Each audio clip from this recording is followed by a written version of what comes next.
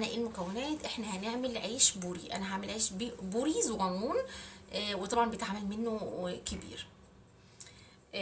معايا ايه؟ معايا نص كوبايه دقيق ابيض، ونص كوبايه دقيق سميد او دقيق سيمولينا، ورشه ملح صغيره، ونص كوبايه ميه دافيه شويه. مش هاخد كميه الميه كلها، او هاخدها هيبان حسب العجين.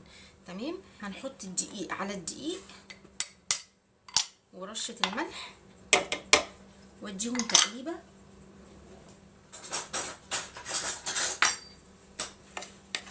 نلخبط بس المكونات مع بعض،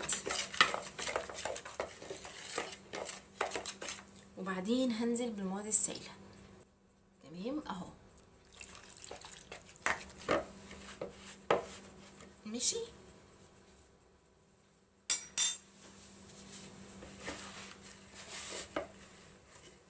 انا ما اخدتش نص الكوبايه كلها، اخدت ربع كوبايه بس.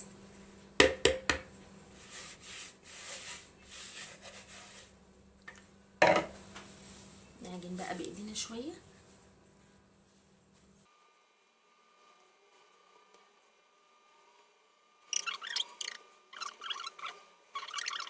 هنعجن شويه كده لحد ما يبقى، بصوا يا جماعه، ناشفه مش طريه، مش يعني مش طريه، ماشي، عايزينها ناشفه ناعمه ومتماسكه، مش طريه. هحطها في كيس كده واسيبها ايه، ربع ساعه نص ساعه. دي السميد اللي احنا حطيناه هيساعد ان هي تبقى مخرفشه وكرانشي قوي الملمس بتاعها من بره. تمام. هقطع واحده واوريكم السمك بتاعها. لما تعملوا بقى ابقى صورهولي قول لي ايه الاخبار. بصوا، رفيع رفيع اهو، وده السمك بتاعها. ارفع من العيش الشامي اللي احنا بنفرده في البيت، بس مش رقيق زي الرقاق. بصوا، المفروض بقى انا كمان بعمل كده. اظن واضح مش كده ولا ايه؟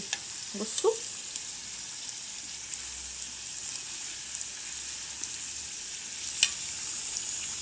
بصوا نفخ ما شاء الله وحلو ازاي.